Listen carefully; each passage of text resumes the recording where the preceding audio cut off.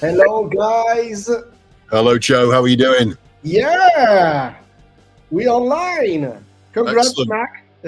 Got Is it in you? eventually. Good to see you. Yeah, the same.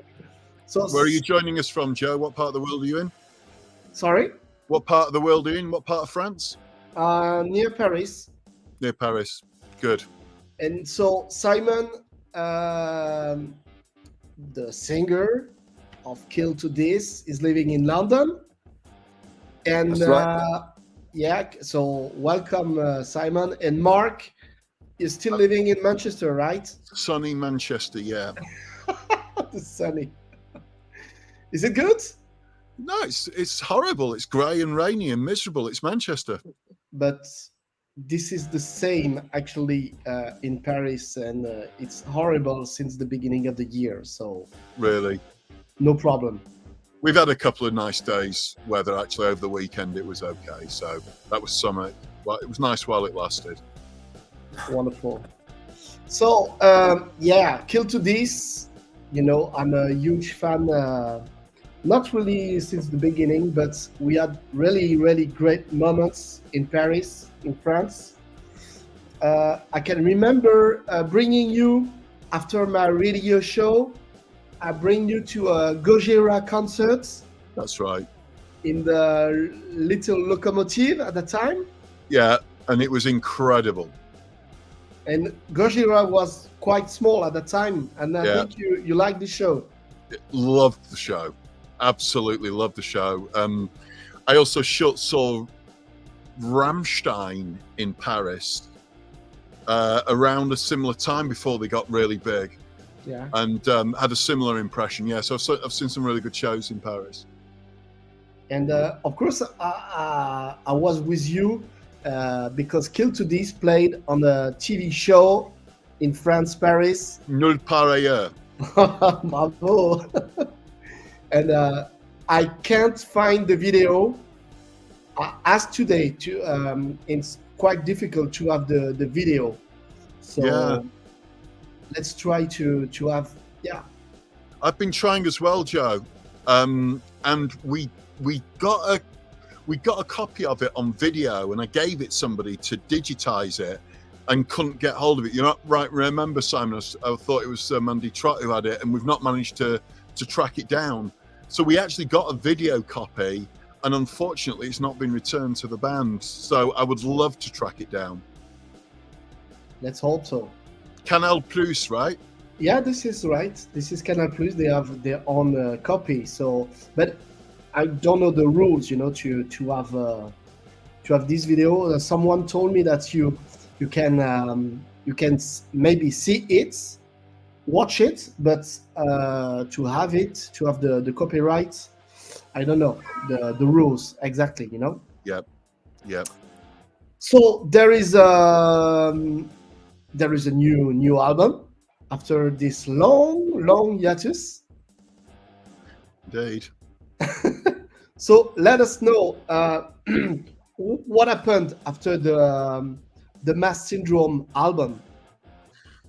The most awful thing happened, Joe. Absolutely awful. I grew up and got a proper job. Oh wow! No, I was lecturing in music technology and production. I got into the production side of things, and started getting more into the production side of things, and started doing front of house sound for bands, and rather than having a focus on the band itself. And I've done different projects over the years. Did a project with Simon called City of God, but it took a while for it to be the right time to do a new album, and to get the right get the right situation, and to have the right energy to be able to do it again.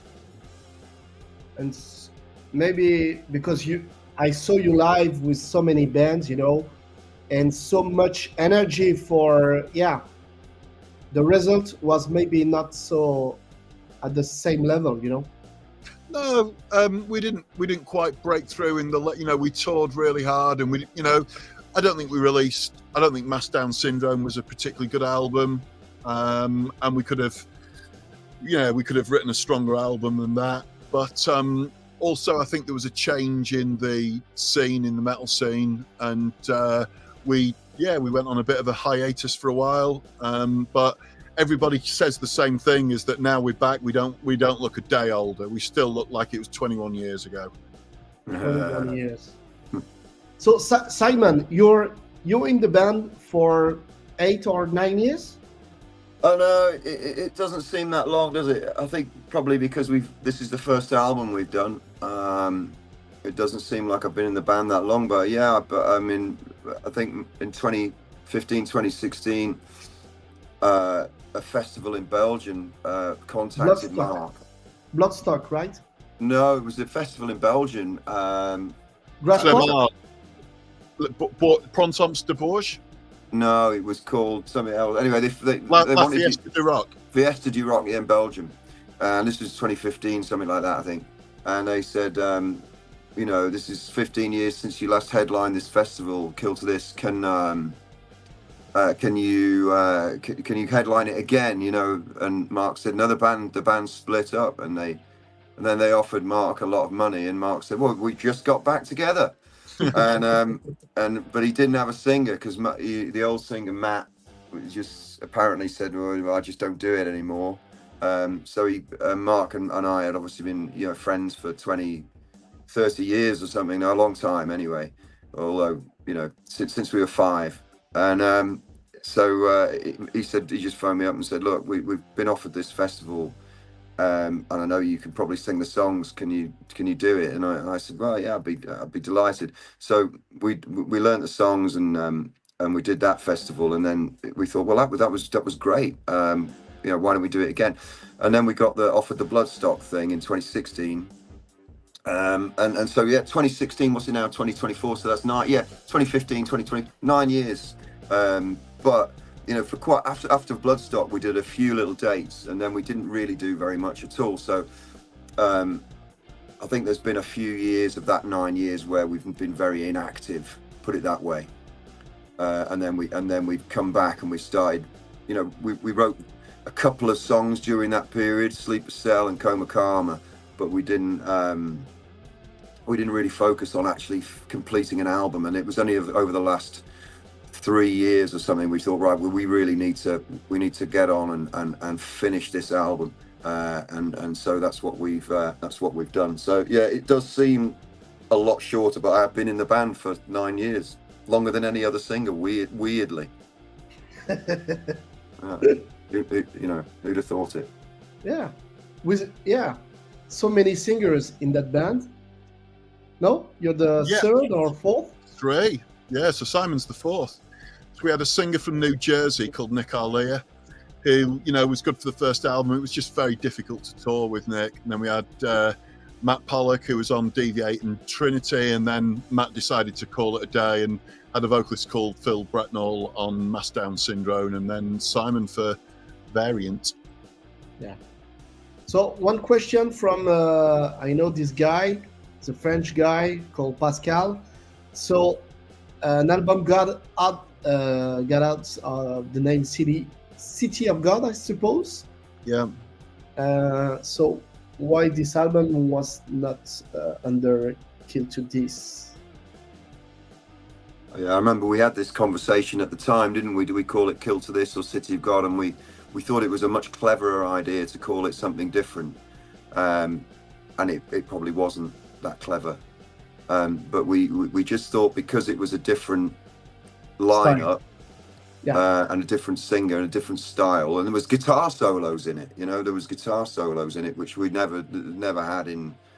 There was never guitar solos in Kill to This, and you know, so even something as simple as that, we just thought this is significant. This is sufficiently different that we can call it something else. I don't know what your view is on that, Mark, but that was that's the conversation I remember. Yeah, I'd agree. It was just a different album, and it wasn't writing with the intention of it being a Kill to This album. With Variant, there was a specific focus on doing something more upbeat. And if you're watching this, Pascal, good to see you. Hope you're particularly well, good sir. The writing for Variant, it was with a specific intention of doing an album that sounded like Kill to This, but brought up to date and more up tempo. like a bit faster, a bit more aggressive for the live environment. And we've always felt that these songs will work very well with the more groove-paced tempos of a lot of the tracks off Deviate and Trinity. So it seems that Mike loved also this album. Yeah, it was a good album. It was a good album. If I could turn back the clocks, maybe we would have called it a Kill to This album, but then we would have had to sort of look at the electronica involved, and we probably would have changed the sound and style to make it more fitting with Kill to This. I think it would have been a very radical departure if it had been called Kill to This. We would have had to change the album a lot. So what's the lineup today of the band? I could recognize your bass player, right? Is it the same? Yeah. Who was on right from the early days from Another Cross to Bear from the first album. Yeah. And obviously Jeff Singer, who was on first album and played on Deviate as well. Great. When you listen to this new album, of course you can recognize directly the Kill to This style, and of course the riff at the very beginning is so not on the first track, the second track. This is your style, Mark. We can recognize, and I can remember at that time Jean-Marc Tristani, who was dealing with you in France, and he told me at that time, he's a killer. Mark is a killer at guitar, and you can recognize your style. It's amazing riff. It's that a lot of the songs on it. It's quite interesting that you bring that up, Joe. And I don't want to talk for Mark and his guitar playing. Everyone knows that Mark's guitar style is unique, I think, and there's a lot of Me Too type guitar players in heavy metal. They all sound very similar. They've got the same kind of riff style and all that. Mark's never done that, which is, I think, one of the main things about Kill to This. But it's interesting when we recorded when we started to record Variant, the songs were completely different and the riff styles were completely different. Are you still there? There he is. He's come back. The riff styles were completely different. But the drum patterns, Jeff he recorded the drums, and then we didn't abandon those drum tracks because they were cool. They were good drum tracks, and Mark had an idea for the musical part of the songs, but it was kind of, I remember having a chat with Mark saying, look, I'm not sure these riffs are working so well. And I remember when he came back with that riff for Less Human, with the what you call it on the the whammy pedal on it. It was so old school, Kill to This, Mark Minette, and I just said that's it, do that, that's what we need, that more of that. And then I think once we got into that groove, you went back then and rewrote a lot of the songs, Mark, and you just seemed to get back that vibe of your Kill to This classic guitar style that you do. I don't know whether that's my perception was, that you just got it back and you clicked again. Yeah, I'd say there's definitely that's how it felt. We were very, very relentless with the quality control on the album, where there was certain songs and certain parts where we were like, it's okay, but it's just not good enough, and we would rewrite complete songs. There's a song towards the end of the album, and we had some really, really great lyrics for it, but the main riff patterns just weren't interesting enough. It's called Fugues of Amnesia, and it went through about 3 different revisions, and Less Human went through a few different revisions as well before we got the song to where we were actually happy with it. So yeah, we're really happy with the album. I think it's a solid album. I think there's definitely weak moments on Trinity, and I think some of the songs on Deviate, there's 1 or 2 that are not strong, but I think on Variant, I would like to think that all of the songs right through to the last one, I'd like to think it's a very complete album. Yeah. No, that's my favorite track is the last track, Prosthetic Gravity.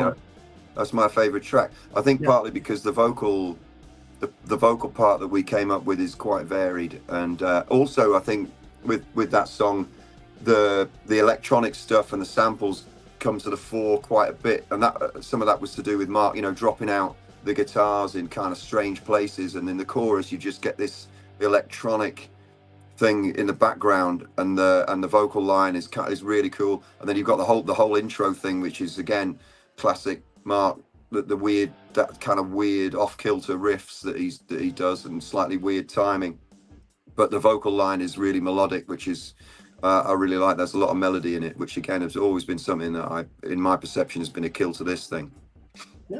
Yeah, all the songs are quite different, which is a good journey, I would say.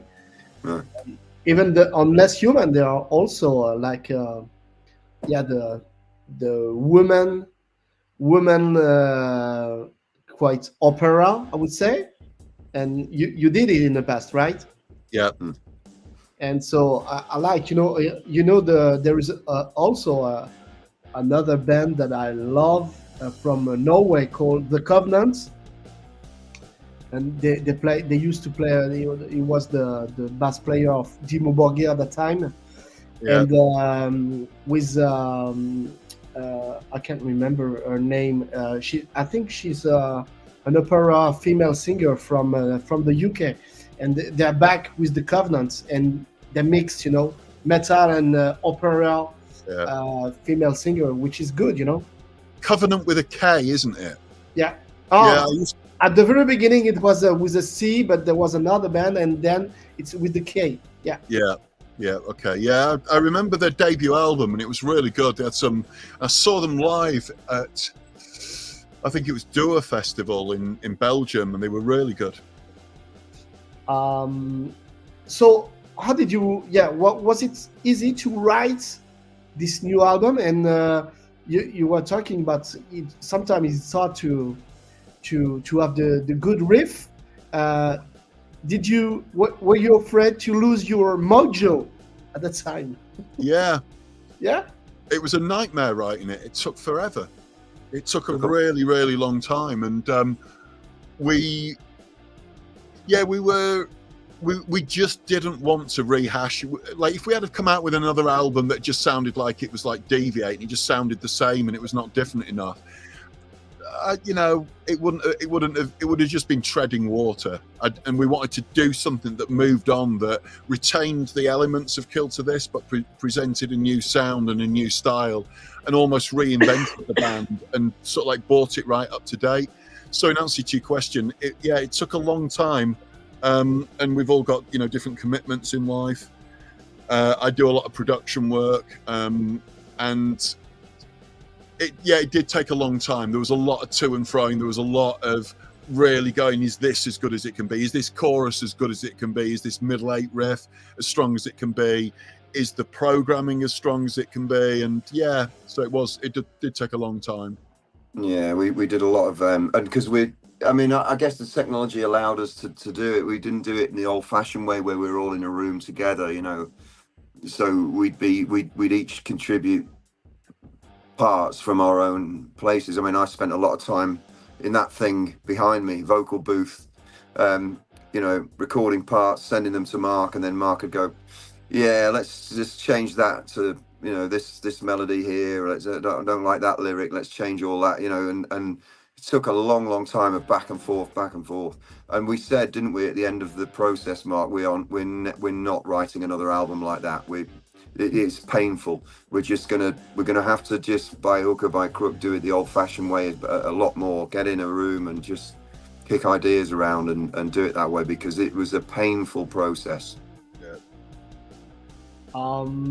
So you're recording on each side, right? And Mark, did you record in your studio behind you?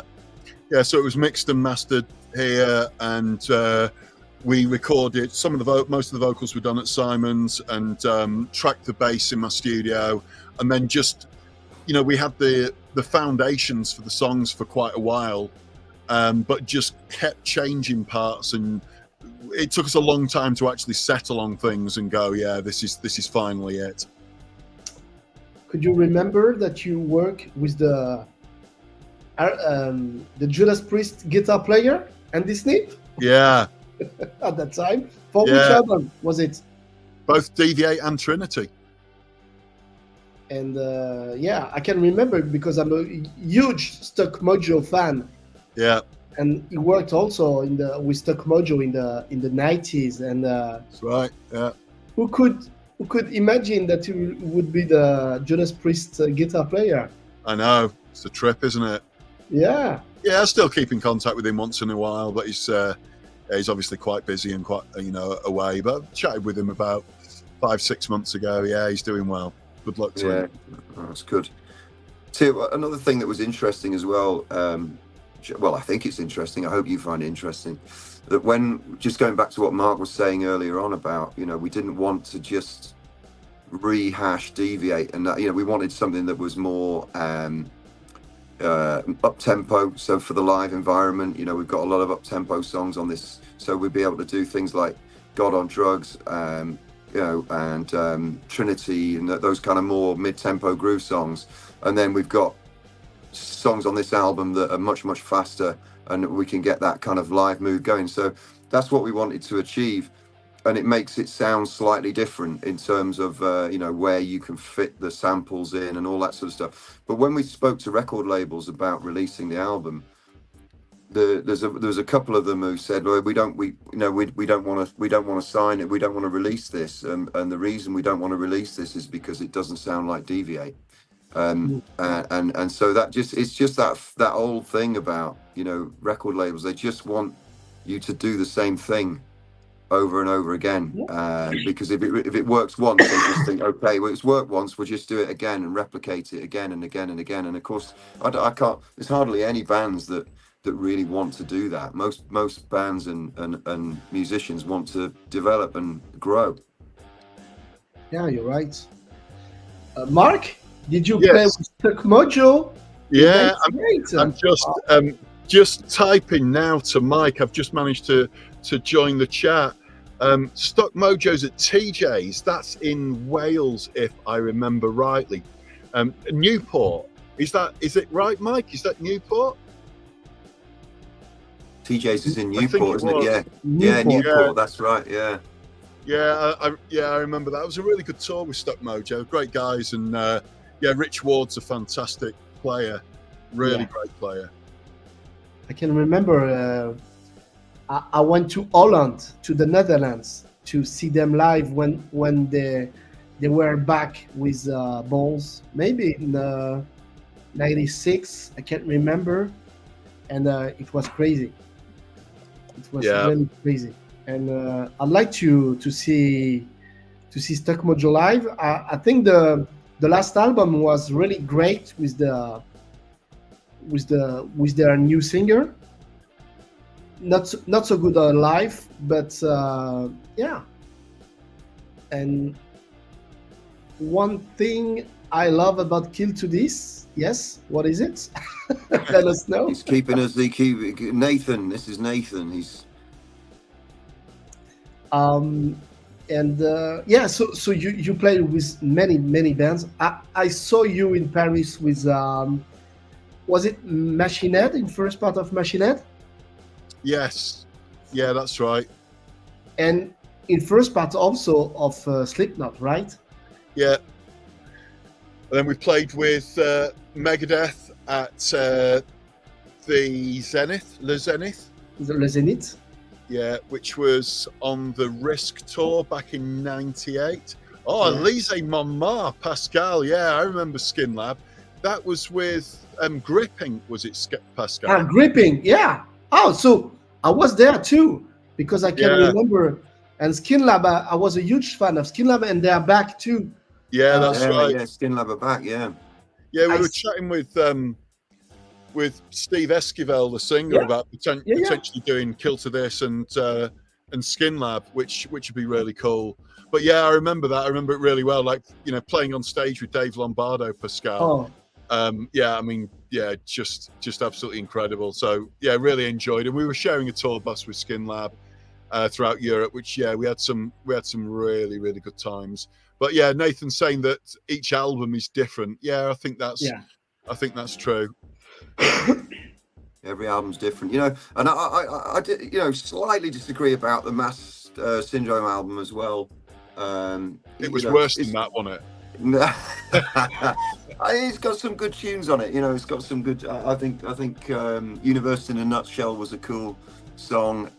Wintergreen was a cool song, and the first track, whose name has just completely escaped me, was. I mean, that had a cool riff on it as well. That was a mad riff. It was typical Mark, you know.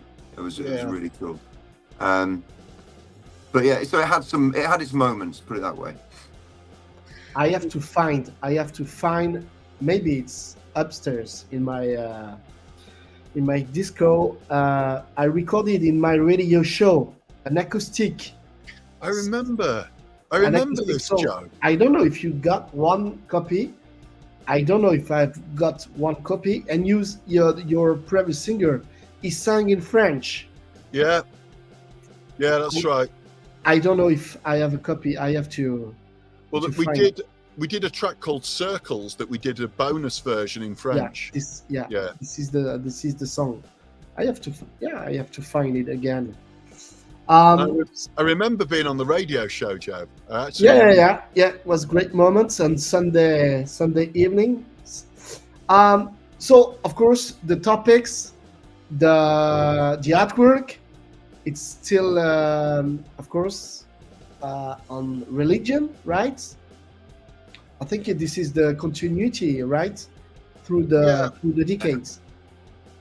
Well, yeah, and again, I don't know. It's what we're trying to do is keep the kind of the thread going, the Kill to This thread going through the whole story. So, you know, we've got variant there, kind of echoes the title, deviate a little bit, and that the artwork's got that kind of those religious overtones to it as well. But I think what we wanted to, a lot of the lyrical content about this album is to do with the way that our world is being changed by technology, whether that's for good or for bad, and the way it's impacting people in particular. And I think that the artwork was an attempt to sort of summarize that quite succinctly, while still you know, harking back to what Kill to This has always you know, always had as its main themes lyrically.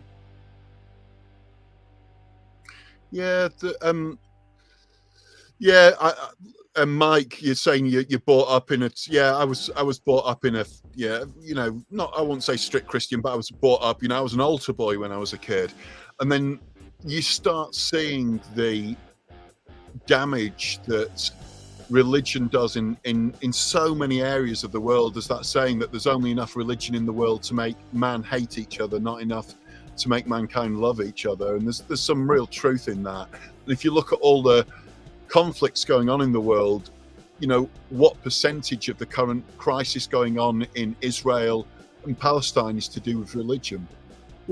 Huge portion of it. Yes, people could make the argument that it's often about land and it's about power, and that's true as well. But at the core of that, it's about people believing that they've got the right way, that they are God's chosen people, right? So it causes a lot of problems in the world. But it's, you know, there's many broader themes. There's the track that I mentioned before, Fugues of Amnesia,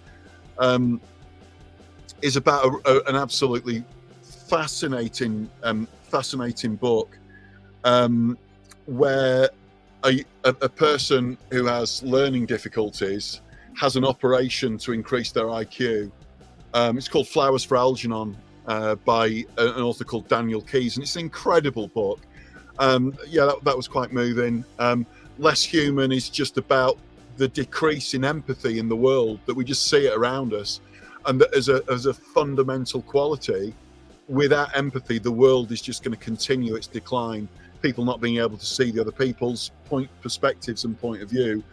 And that is, I think, two things. Is like art, music brings people together and talks about the human condition and shares the human condition, and it breaks down barriers.